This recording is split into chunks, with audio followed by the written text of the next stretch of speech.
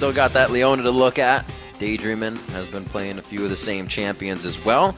He does have that Lulu in there. We may see coming from his side. Shifter, we've seen him playing some pretty crazy champions, trying to bring out the 3-time Katarina. Didn't work. Ziggs, Kayle, LeBlanc, Nidalee. He's got a big champion pool. He's a factor for Coast. If he doesn't get going, the game becomes that much harder. Right, you can see that they don't spend target bans on the mid lane because his champion pool is so big. Right. The only thing is they take out Yasuo just because it's a strong champion at this moment.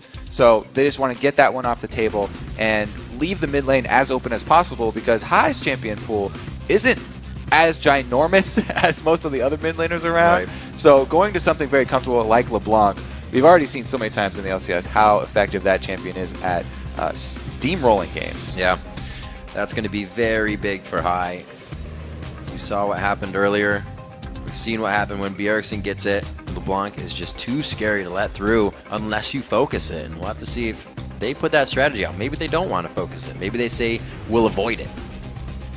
Avoiding her is hard, but yeah, they could try for that It'll route. be a task. Now, on Coast's side here, I like what they've done with the supports because banning out Thresh, as we said, he's 5-0 on Thresh. You don't want to give Lemon that champion. But then taking Annie kind of dares him to go back to Leona because Annie can harass Leona very effectively in lane. All you have to do is start your Q instead of stun. So basically all you really give up is the early invade that you would want to do with that stun. Nobody does anymore. Exactly. You go with the Q and you go with the Doran's Ring, start spamming as soon as you get to lane, and you immediately get an advantage on her. And there's a big factor that Cloud9 always has coming in here. I mean, Renekton is out because Cloud9 focused it, but you still have Rumble, you still have, not Mundo to come out. The Shyvana is still lurking around. Actually, they leave that top lane for balls coming up to the last pick here. Sivir and Leona to be locked in. This will be the second Sivir play from Sneaky. Right, they take the dare, but you can see the potential that they have to shove a lane is ginormous. Yeah. I said that twice already. That's a good word, though. I like that one. Sivir plus Leona, because Leona helps shoving lanes because she often can go Targons, and she can execute the early ones, and then Sivir starts with the Ricochet, and she can start shoving at level 1 as well. So whatever lane that does go to, it could be a switch, but even if it goes to the 2 versus 2, they can try and not start with Meteos and not help him on his first buff and try and get the early minion wave advantage. Zion Spartan and Wiz Fusion actually having a conversation right now about these picks that are happening.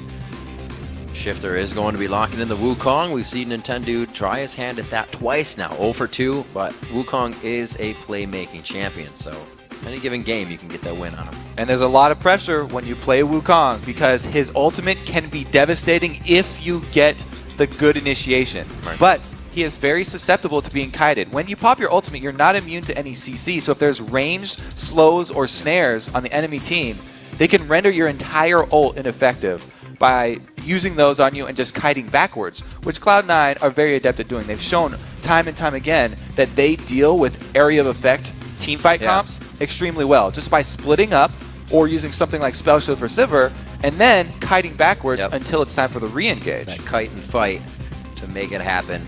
Looks like they do have a little bit of re-engage back here, but really it looks like all forward from the get-go. This is the Zerg comp. I mean, the four bottom champions here from Cloud9 are what you want when you go for the crazy teamfight Sivir late game. This is speeding up Shyvana and Lee Sin and Leona. They've got long-range engage, and once they get you with any sort of stun, if Leona even slows with the Solar Flare, then you pop on the hunt and you chase somebody down because they won't be able to escape. Very color-coordinated team here from Cloud9. Soaking on the yellow. We'll see what Coast can have for the last pickup. Shifter, what are you looking for? He's reaching. Up. Ziggs still alive for him to play. Veigar being hovered over, 12 seconds on the clock. We're going to see what Shifter has for us. We have not seen this yet, and they are going to lock in the Syndra. We'll see if Coast can scatter some weak this game. Yeah, very high assassination potential from both of these mid laners. This is going to be a really, really interesting matchup here. It's all going to be about the skill shots. Can the chains land? Can the slows from Syndra land to set up her stun? Both of them at level 6 can easily 100% the other champion. All it takes is a little bit of a first step from the jungler, a little bit of intervention from either jungler, and they can easily get the mid lane rolling really quickly. So if let's take out the junglers for a second. How does this mid lane matchup work altogether. As I said, that one is you got to walk on eggshells here. It's a very high kill potential for both of them. LeBlanc, the reason he first picked that is because she is a very safe champion right now. You can save your distortion for the escapes. You're going to lose out on a bit more CS, and you're going to lose out on harass. But if you do get put into a bad situation, then you are going to be able to play safe. A little bit more safety. So Syndra, it's really going to be all about who can get that early harass down, who can get the lead building up before the junglers. Gotta love outplay lanes. These guys are looking to kill, maybe with a little bit of roam. But as the teams load into the game, let's check in with who you voted to take this next win. According to LOLesports.com, 92% of you think Cloud9 is going to come out on top. That's a pretty big percentage. I expected something like that because Cloud9 are a very, very high-rated team, and Coast currently at the bottom. Plus, what they're showing yesterday, 5th game in their loss streak. We've seen Coast do a lot of things towards the end of the season. Obviously, it'll be easier to start that momentum now, but they do it when it needs to be done. Zion Spartan usually coming out as a huge player in that category when the pressure is hit. He's like the Jordan of Coast. He hits the shots when they need to be hit. That's pretty much the classic Coast strategy is have Zion just get very strong and split push until late game. It's a similar thing here. Mundo pretty much always. Dyrus just went over this matchup. Yeah, so Shyvana Mundo, everybody should know how this is going if you've ever watched before. We'll have to see. The thing in my mind here for the early game is still I have the question about the duo lane here from Leona and Sivir. Can they get their minion wave rolling forward quickly? And we'll see if Daydreamin has actually started with the stun or Q. And he went Q. So just as I said, I think he's going for the early harass on Lemon. As soon as they show up in lane, he'll try and chunk him down, just spamming out the Qs. And, even without going Dorian's Ring, it's still the same idea.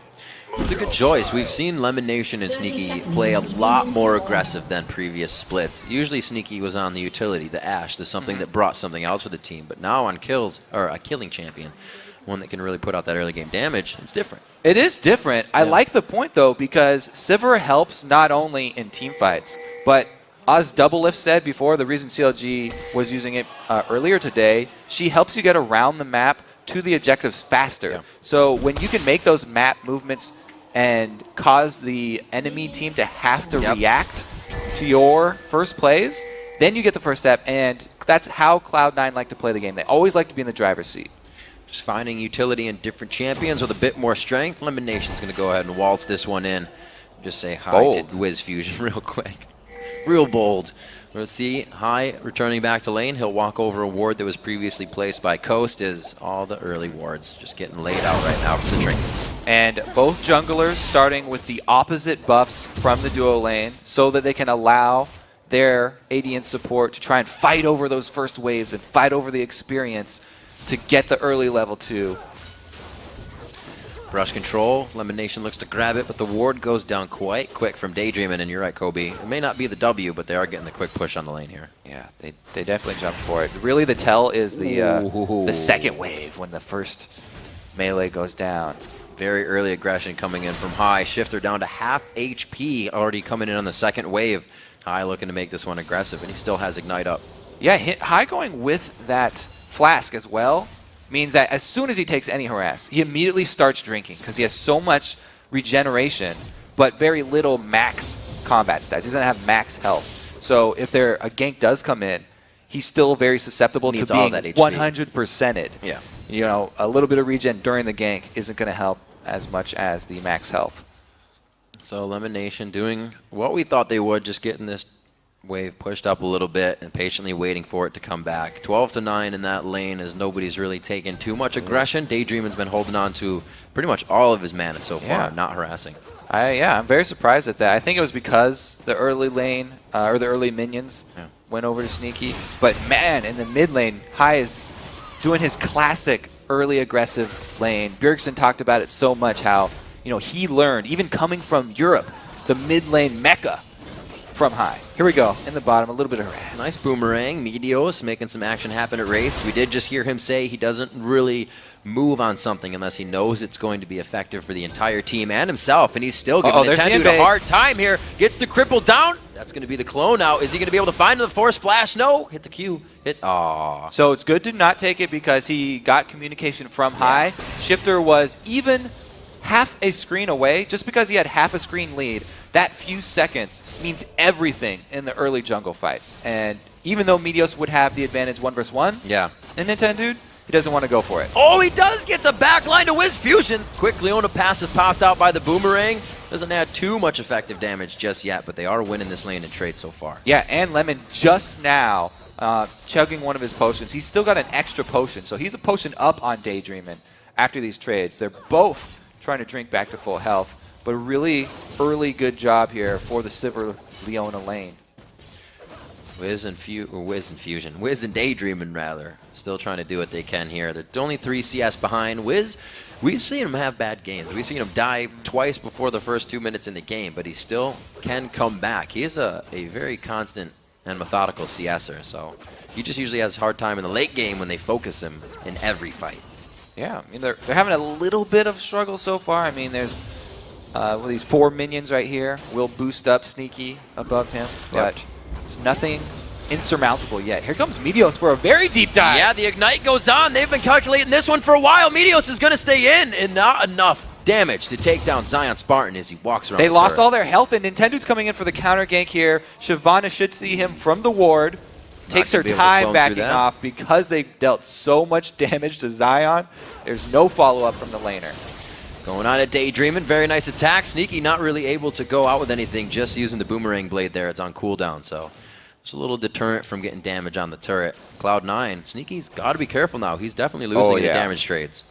Daydreamin's got his stun, but Sneaky has spell shield, so he's holding on to that one, and the stun would have to be right next to him, have to be instant to catch him off guard. Yeah. Otherwise, he'll probably just be using that on Leona to peel for Lucian. It's a scary thing. They hit the stun, it's good to go. You get the shield, and you'll see Lemon Nation on Wiz Fusion in a few seconds. That'll probably be first blood of the game. It's a 200 gold lead just from what's happened. A little bit of that countering by Meteos in the jungle, but nobody has a real definitive lead just yet. And you can see that Meteos doesn't want to give up on that counter style. He's, even though he wasn't able to make anything happen from the early invade, he's purchased a bunch of wards here. Pink and green wards, in addition to the trinket ward. So he's working on the vision to continue to control the map here against Nintendo, try and catch him out in a poor gank and turn it around. Lee Sin's amazing at counter ganking Wukong because he can reveal him with either of his 2 damage-dealing spells. Meteos always happy to buy wards up. Like we said, he's got some 40 assists on his Lee Sin play right now, so he's ready to just get assist gold. He's not looking for that kill money to be super strong. He's ready to help the team. And the second thing that he's done, he's helped the team by placing that pink ward bottom. Even though he doesn't go for this gank, it makes Coast play defensively in the lane because they have no vision. They're blind right here. They have to constantly have this thought in the back of their mind that a Lee Sin could be attacking them at any moment. So he's just putting that fear into them until they see him on somewhere else on the map, which that ward in the top river may have done. Then they have to play defensive. It's a good rule of thumb. You should always consider that someone is in any brush that's not warded next to you. He's going to be going for the red here. Balls is going to come down to help, give a little bit of safety. And here, Kobe, you can even see, like you were talking about before, the countering in the jungle isn't just the jungler. Mid and top are moving to help. Yeah, I have pretty much talked about that all day yesterday, but it's still true. It's still a really big point. I'm glad that a lot of these teams are backing up their junglers because they definitely need it. Feels good, doesn't it? It does. Feel good for junglers around the world. 8 minutes on the clock. One for the home team. Let's see what Shifter can do. They're roaming a little bit. He did also come down there with Nintendo because they almost had a quick engage. The blue buff transfer over to high. He's already been having quite a nice, let's say, not dangerous in the mid lane, safe mid lane. As we said, he was going to be keeping himself distance from Shifter. Yeah. I mean, it's not like they didn't try and harass each other. They were both trading pretty evenly. Because High was able to go with the flask, he was regenerating up very effectively. But the first roam really is the double gank. The jungler and mid going down bottom. It's been called out by Cloud9. That's great. So just the fact that Cloud9 was tipped off is enough to stall Coast in their movement. And now you have to make the best of this bad position. Hey, we've got 4 people down bottom. What do we do? Do we go for Dragon? Do we get a turret? We have to make something out of that time or it's all just wasted money. See, Ball's playing this a little bit differently. Dyrus, when he was playing Mundo just now, was able to take down a Shiv 82-56 in this top lane here. Meteos making a second appearance, but not yet. Okay, now he did. Okay, I have to say that it's very dangerous to go for this again here. They have the Ignite, though. He burned him. I don't think they care that it's quite dangerous. There it is, the kick coming from Meteos. The first blood, again, methodically done. So the thing, though, that I was trying to point out is that Coast, with that roam down bottom, they sent all their resources down there. It made Cloud9 confident that they can make a play anywhere else on the map. And even though Meteos sat in that bush for a while, they knew there was no possibility of anyone coming to Mundo's rescue. So they had the confidence to make the turret dive, and Coast didn't get anything with 4 people down bottom. They should have been able to take an objective, either Dragon or the turret, because they even saw the duo lane recalling, but they decided to back off, and it seems like a wasted opportunity. Everything that they had on the screen in front of them told it was going to be in their favor. Level 8 balls to a level 7 Scion Spartan. They're just playing what the book's telling them right now. Good damage onto Shifter in the mid lane. High trying to keep that aggression down. He's gone for 2 Doran's rings to Shifter's Chalice in the mid lane. Yeah, I want to call back to the video, too. Where Meteos was talking about not wasting time as a jungler. It's always going to count. Just walking around, if you're walking one way and then you cancel whatever you're doing, and you have to walk all the way back, that right there, just wasted time, is a mistake. Yeah. So a rotation like that takes a lot of your team's time, not necessarily flashy. It doesn't get called out on the screen or anything, but you are losing out. As we saw, High was able to shove the mid lane in, and they lost minions to the turret, and there was effective gank top. So those little things all add up. that was some nice ward killing right there. Stylish ward kill. Quick just process of thought, right? We would have been like, oh, I'll get that ward later, but he knows he can get in, get out. That's what Meteos is thinking all the time about the next step and what he can do to give his team the advantage. We're looking at 11 minutes on the clock and a 2,000 gold lead. Yeah, you kind of feel like a gymnast on Lee Sin. I think Jat was the one who was talking about the jungle gym. Whenever you get wards everywhere, and you can just feel so free because you're such a mobile champion with a safeguard.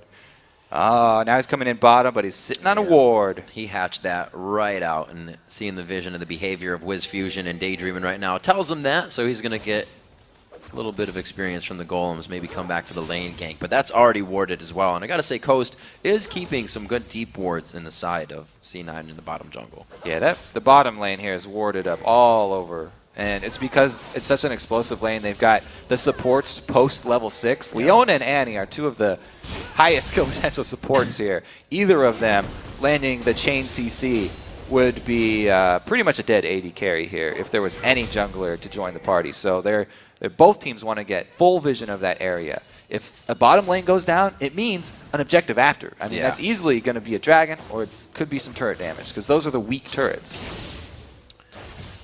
They might be able to make something happen with Scion Spartan. He is having trouble in that top lane, but the teleport could kind of give them an edge here in what happens at that dragon.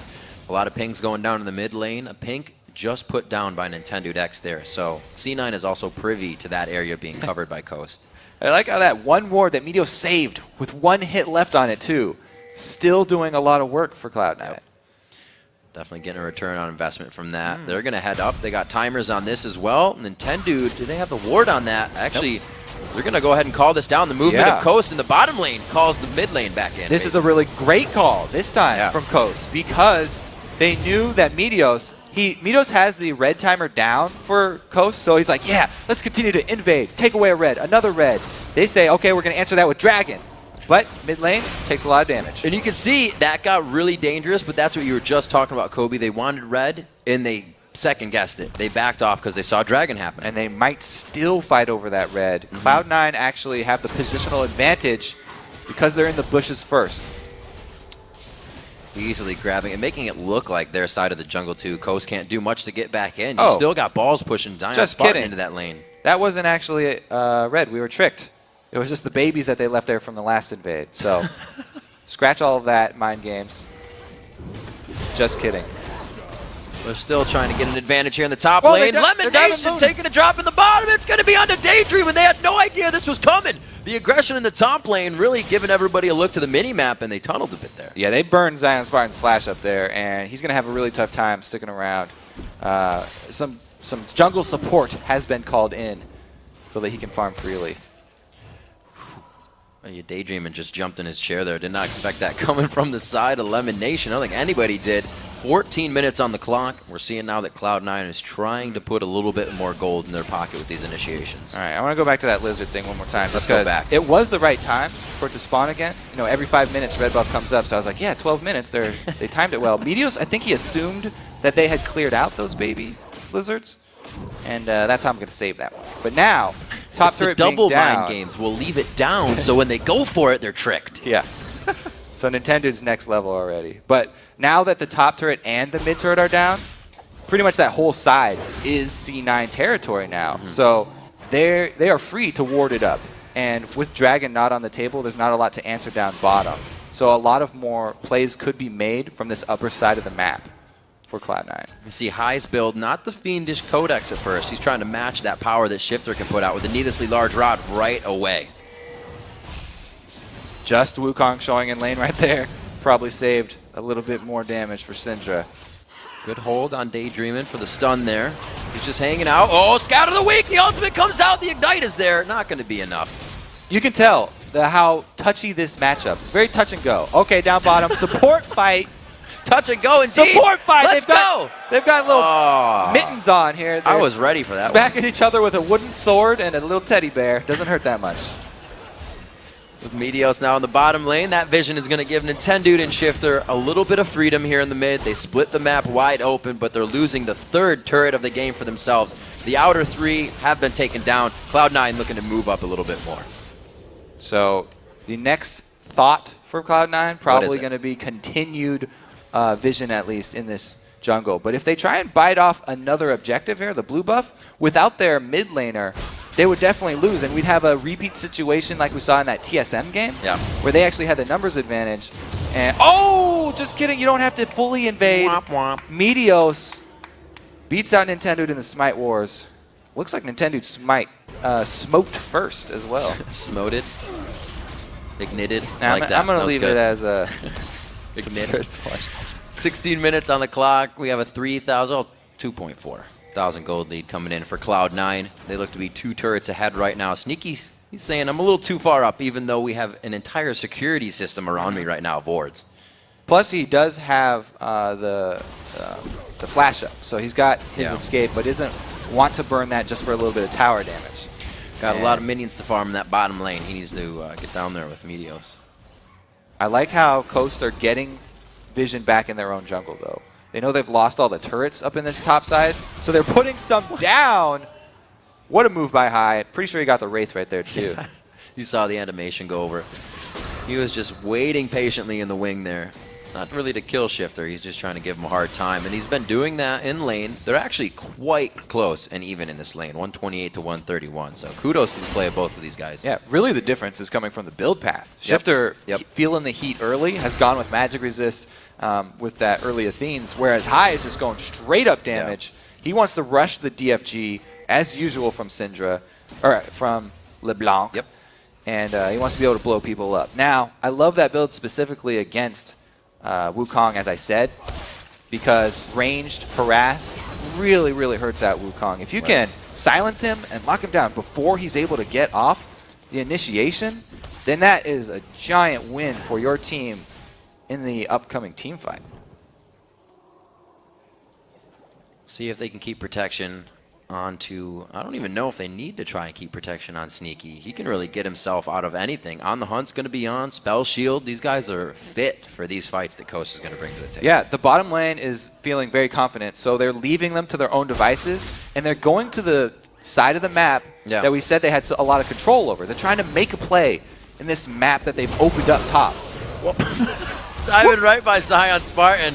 That was a nice duck by him, but I don't think he's going to live throughout this one. Meteos is going to come in and get that execute on the Sonic Wave. So there's the play. They're able to capitalize pretty much how they laid it out, but the answer from Shifter is canceled. Never mind. They reinitiate the call. A little bit of debate going on. Lemon Nation playing defensively, and they back off. So Cloud9 really giving and taking at the appropriate times. See, I feel like when Coast does this, they're a little bit lax in their engage. They do take it. Well, they took a lot of damage there. One more member from Cloud9, and that's a full engage. They didn't waste their time this visit bottom, though. They were actually able to get the objective this time around and secure some gold for the team. So that's a little bit of an improvement. The only thing is they took so much harass doing it that they're going to give up the dragon, even though they've got Wukong and the AoE ultimate is ready. They don't have the numbers around it. That's a huge win here. Again, Cloud9 really running out in front with this one. And although that kind of show that, you know, Coast is kind of jumping before they think about where they're jumping, because wouldn't that have been better for Dragon and then that turret in the bottom lane possibly? So I like your little analogy there, because it seems like they're thinking on the fly with their plans, whereas before Cloud9 move, they make the call and they get everyone's buy-in for the call. Seems like Coast are making the call as they're moving. So it's interesting. You can sort of see the plays as they happen for Coast, whereas Cloud9 seem a little bit more premeditated. They have a good wave down in the mid lane, so Cloud9 taking this time to somewhat reset themselves here. They know they have the lead. They don't have to pressure anything too much, or at least Lemon Nation might want to. Here gets another Lemon ward. Nation getting deep, though. Because they did such a good job with the vision, Nintendo doesn't know if there's one person there or 5 persons. People persons. There's a ton of them. It's going to be a party. It did take enough time. I like the fact that Lemon gets into an area like that and just patiently waits, and then you see the team just start to formulate around him. That almost became another good engagement for them, just because their vision is on the up and up, and Coast can't do much to sweep this out. Their sweepers are constantly down, and they haven't hit all the wards yet. All right, Coast are grouping up. They want their team fight now. They want to try. Ooh, Wukong took a lot of harass there. Yeah, no armor there yet. You can actually burst him down pretty easily when he does come in for his ulti. If they all focus him, you know, plus he's only level 10, so it's just the level 1 ulti right now. Very dangerous for Coast. Now we come into this game saying Meteos has a really great Lee Sin play, and he's already 2-0-0 on this game. He's not looking to get the assist this time. He's looking to say, get on my back, I got a big enough backpack, and let's go. 21 minutes into this, Cloud9 complete control over Coast's blue. And really, Coast is losing having a jungle right now. Yeah, not only the top side of the map, but now bottom side is secured because they've put even more wards down and taking out that turret, really helping them suffocate this Coast team. They've already got them second-guessing themselves. Now it's just a matter of trying to pick off a member of Coast. Whereas Coast, they really want to make their move. Once they have Wukong and Annie hit level 11, that right there is the combo they want. Like, Coast are built all around that. The double AoE wombo.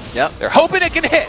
Just like Ball said in the beginning, Daydreaming in the backside, a beautiful solar flare stops Tibbers from really getting anywhere it needs to. When they get back on this, that turret should go down eventually. They really needed both to get anything here. And since one is already blown, the next team fight's going to be hard for them to hold. I mean, Mundo can teleport in, but you're still going to be fighting without Tibbers, so it's going to be all on Nintendo. He's got a really tough job here. Oh my gosh. There he goes. He hits High. High is in the backside. The clone stays in, but High gets a chain out, even still getting damage. Zion Spartan teleports in. They're regrouping, and they beautifully just all slide against that side of the wall, get back into position to re-engage. Yeah, still to level 10, still very squishy.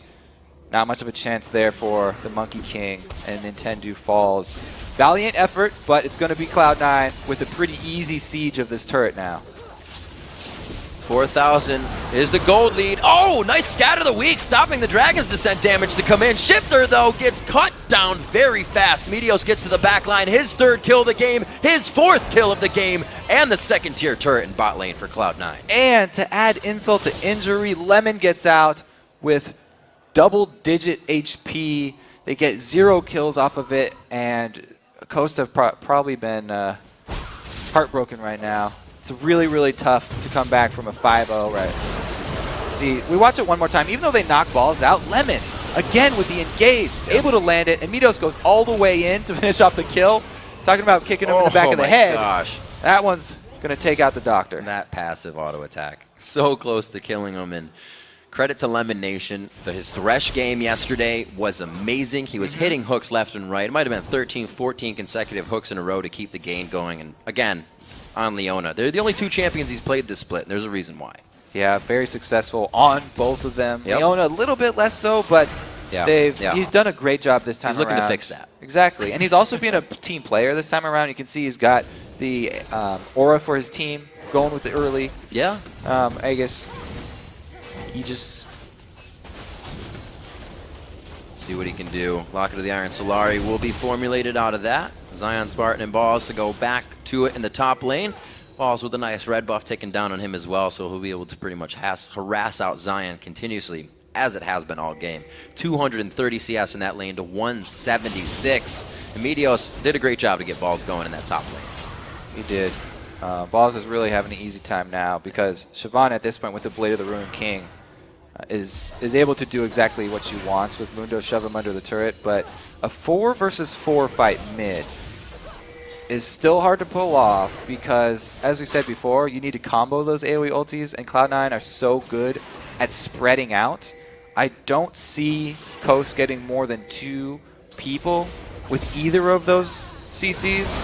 From the side, the scatter of the week, again, 2 for 2 on that one, but is it going to be enough this time? They are able to take down Nintendo. That Cyclone did just go off, but like you said, Kobe, without being tanky, it just goes down. Yep, they weren't able to land the combo, and Cloud9 walk away with not only with the snipe, but also the turret.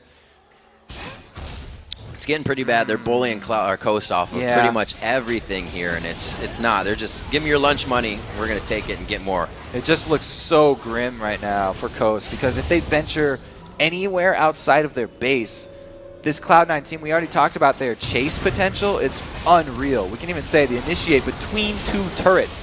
They get the silence on Daydreamin for long enough that they can't combo it. The Tibbers with that with the Wukong ult, you know, he even threw it down, but it still wasn't enough. Nintendo just gets blasted as soon as he gets inside. He's even gone more tanky than usual with most of the Wukong starting out that Lizard Elder. That is true. He's gone for a little bit more health, but man, he is just getting annihilated.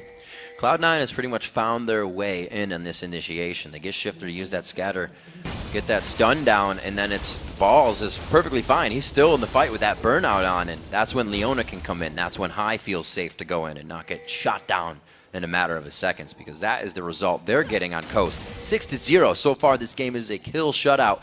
They found 3 turrets. They were able to open up that front side of C9's map, but the journey, I don't think, is going to take them on that side of the map anytime soon. Yeah.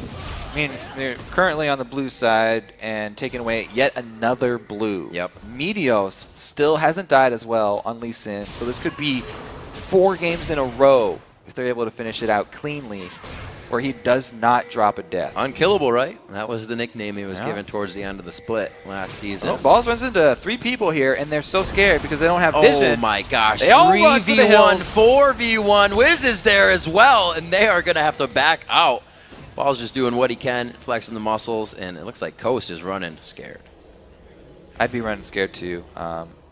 Like I said, their small amount of vision that they do have is going to delay Cloud9 a little bit on the Baron, but they still have a pretty easy team fight. All they have to do is lure Coast away from a turret, and they can easily chase someone down. And on the hunt, even before the fight starts, could enable Leona to get in range just to throw off the solar flare and tag somebody. Right, they have so many options to just get into the fight, back in. We thought they'd be kiting a little bit of this, but they are so really close to the bush. Ooh. That was close. Felt that one. Pretty much. Winced a little for them. them. Pretty much the rest of the game is going to be like that for Coast. They're all feeling very tense. Every moment they get close to a bush is going to be, is somebody in the bush waiting for me? Because they can't check these bushes leading up to Baron without a scrying orb. Oh, the small heart attack. Small heart attack. Leona Lemon Nation onto Daydream, and that is a perfect initiation. I haven't seen that Bear Tibbers for a long time. No, and she's probably sad about that too. Yeah. Missing her plushie. High and Lemon doing a pretty good job. 2-man squad here. Lemon goes in alone though. It's the gap closers again the week, but they can't do it this time to Balls, and he's right into the fight. A beautiful 4-person Randuins. They're all forced to scatter here, and everybody's health bar is getting shut down on the side of Coast. Cloud9 focusing down to Zion Spartan. They're going to have 3 onto that beast. It's going to take a while here. Just get your popcorn, start eating a little bit. He might even get away. It's going to be the extended version. Oh, High with the flash follow! Oh! Short-chained. Very good fight trying to come in there. 2 did go down for Coast. All right, that means a Baron still, though. I mean, they did come out ahead. It would be pretty dangerous for Coast to go contest, but Wiz Fusion might be able to do it here. Ooh. There's a Sheen. There's a Sheen. Is he in range for the Q? I don't think so. Whoa, Daydreaming throws down Tibbers in the breast. There comes the Baron. Where's Nintendude? He is all the way in the base. There will be no smite here. A great kill coming in from Zion, though. Kobe, this could be bad. Double kill. That's going to be sneaky on the bottom side that we didn't see coming in. They may be able to turn here. Cloud9 is so close. He gets the chain, the triple for Sneaky. A very scattered fight they were able to pull back together. Just barely able to cash in and get that Mundo kill, but they had to abandon the Baron at around 2,000 HP. As a jungler, Meteos really wanted to finish that one off, but Mundo teleporting in is the big part of this fight. You can see him come right in, daydreaming, he's talking with the rest of the team, stuns him up so that everybody's left in the pit with Zion, and Mundo's just running a rampage, trying to choose which person to go after. Sneaky makes quick work of the Lucian by himself, and then comes to save his two teammates, adding the damage to be able to burn through this tanky Mundo. Now they did stop the Baron. Yes, they did. We didn't get a picture-in-picture of them going to do it again, but right now it's like they already have Baron compared to where Coast is at, so this is going to be already a tough matchup. We see that Sneaky's actually going for the, not the Static Shiv build rather on Sivir, but the Phantom Dancer. A lot of ADs have been switching to that. The Phantom Dancer definitely going to help them out, add even more mobility to him so that he can get from one side to the other of the fight. And I think the focus here for the items is going to be on Vision for Cloud9. They definitely want to upgrade their sweepers, as many of them as possible, so they can get the Oracle sweep, which basically gives you double the value of your sweeper because you can cover at least twice the area, being able to walk around once you have that Oracle's Elixir Vision for a few seconds. So great game by Balls in the top lane. He was really just given a kickstart by Meteos, and he took that to himself in the 1v1 in that top, 279 to 214. Everything and every advantage they have allows them to do things like this so calmly and cool-headed that they don't even have to try to engage, waste anything to get out of that. And as long as we're looking at items, I do like the Banshees on Meteos because he won't get caught in the AoE stuns if those are the initiations that are going to start out. So he can pull off the play for Lee Sin. If he needs to counter-initiate, like kick them all back, if Annie and Wukong, ever do get a good combo, he can block one of them and try and get a quick kickoff to spread out Team Coast and interrupt the combo that they want to put off. Combo breaker, if you will. Yeah, I believe it was Zion Spartan that said earlier Cloud9 has some ridiculous rotation. They're always communicating with each other, and it's shown. I don't know when the last time Coast has got a blue or a red buff or the Dragons coming out here. We're 31 minutes into the game, completely in the driver's seat, and 12,000 gold in the lead. Cloud9 looking for a victory soon here. Yeah, I mean, this is the advantage of running the very high mobility team fight champions. They can run all over the map, grab each objective, and then by the time they get back to Baron, they've got complete vision control, and they force Coast into a bad spot, once again pulling them out of the base, making them fight away from turrets. Slowly working on Baron. They're saying, come on into the pit. The water's warm. It's completely safe. We want to party. Lemon Nation says, actually, we'll bring it to you. They bring on the hunt. Talisman of Ascension possibly on. I don't think Lemon actually has it. Nintendude, very nice Cyclone, but who's it going to kill on this one? He's only dealing damage to multiple people. There's nobody to finish these kills off. In the end, for the Squishies, a good kill by Wiz Fusion to get himself the Retribution kill. The double kill for Balls, and Kobe, it's just a massacre again. They used both the Tibbers and the Cyclone only on Sneaky. Both of those AoEs just trying to take out the AD carry. Meanwhile, the rest of the Cloud9 just run rampant through the back line of Coast, and they decimate them, easily turning into the base now. Pretty decisive win here for Cloud9. Meteos going in for first lead death. He was gladly doing that for his team, and they're going to go ahead and go around the horn here, possibly getting the top tier turret as well. And this base is being opened like a Christmas present right now, and Cloud9 is loving what's inside. That's a good point, though. Meteos did scuff up his Lee Sin record. He did. Coast are able to scratch him, at least. 58,000. That's 16,000 gold lead coming in. 8-3 in turrets. 11 are on your side of Summoner's Rift, so that leaves the bottom and the Nexus turret. Right, here's the fight. Yeah, let's watch the dive, because early on the hunt enables the rest of Cloud9. They all dive except for Lemon. as we said, Wukong's still susceptible to CC during a Cyclone. Lemon able to keep him off Stinky just long enough, even though the Tibbers and Cyclone are used on him. They keep him alive for long enough, and they're able to just decimate the back line of Coast. Getting some great support fights this game. They're going toe-to-toe quite a bit here. We are about 34 minutes into this matchup. Cloud9 methodically and surgically removing Coast from every fight, every objective control that they try to put back in their favor. And it looks like Cloud9 is really back on track to what they were doing in the spring split. Or I could say the summer split. And they're still playing the Baron dance here with 2 inhibitors down. If Coast leave the base, then they lose out on much more than just minions. This is big. That's like Baron on Baron on Baron right now for Cloud9. So far ahead, 16,000. And it looks like they're going to pressure down onto this bottom turret. There's nothing to push in the mid or in the top. Let's see what they can do in this bottom lane. The wards are still trying to be put down by Coast, but they're only fighting in their base right now. It's just to let them know that Cloud9 is coming. Yeah, it's going to be a tower dive coming. Straight to your face. Balls is going to start this one off. He's got plenty of armor to tank up this turret. They don't have to dive. They can easily just wait outside the turret and let super minions push in. But I don't even feel like Cloud9 have to wait for that at this point in the game. If they get a good solar flare, they'll probably just jump on it. And all they have to do is keep in mind that they're spreading out. As long as they spread out and avoid multiple people getting locked down, should be a pretty easy execution. They didn't even knock, and they're in the front door. Nintendude is not going to be able to Cyclone this time. No, he does get out on the clone, but again, taken down instantly. Not enough tank to be built in that game. Cloud9 has not given Coast the time to respond to pretty much anything here. From the fountain back into the fight, that's where they're finding safety. Balls lives just in the end. Oh, no! He suicides himself into the turret. Shifter gets the kill there, but I think it's too little too late. The Nexus looks to be going down, and they're going to be going for it with the kills. Shifter lives, though. Could go back to the fountain and heal up. So many minions on the Nexus, though. Meteos, there we go. Everybody's able to get the last few shots in. There's the man on your screen. He does get a death this game, but he still carries his team to victory. Man, that was a very, very good showing from Cloud9. They pretty much got everything that they wanted from the early game. Even though the early invade from Meteos wasn't successful, the first one, I know he had to back off. They didn't let up. They didn't let up on the plan, and they went back to that red side jungle over and over again. They dove top lane twice.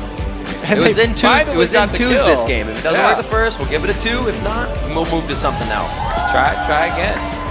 Yeah, they stayed away from the Annie. They were not like, we're diving the Tibbers, not what we want to do. Even with Lee Sin being able to get in and out, they know exactly what they needed to focus. Meteos was in the top lane when he knew he could get a kill. And it really snowballed balls so much in that lane. We saw almost coming up to 298, almost hit 300 CS, but it was 241 in that other lane for Zion Spartan. So we've seen, Yadira said, you know, I outscaled Shyvana on Mundo that game, but it's really comes down to the player behind the champion. Right, Cloud9 play to their advantages. There's the graph of the Shyvana and Mundo. Like, Shyvana starts up here, Mundo starts down here, and they slowly go like this. If Cloud9 fights all in this side of the time zone here, then Mundo never gets to that point. They get him behind on gold early, and we see exactly what happened there where Balls is able to continuously draw so much attention up to the top lane. And he's got backup. Even if you go there, Meteos is constantly in that jungle invading, and High is very quick to answer the rotations as well. Coast has been trying things themselves. Nothing is coming around, though. What do you look at this point in time when that's the case? I think that they do need to have a better laid out early game plan, you know, before they step into the game. Some of the rotations, like we talked about, it seemed like they were kind of making audible calls in the game. On the fly. Yeah. Right when it's happening. Maybe if they set up a couple more preset plays, like say, hey, we're going to go with Blue 2. Everybody Dragon now or something. Eagle Eye 41, go! And that's the bottom turret. Unfortunately, not the Dragon. We got to take a quick break right now. When we come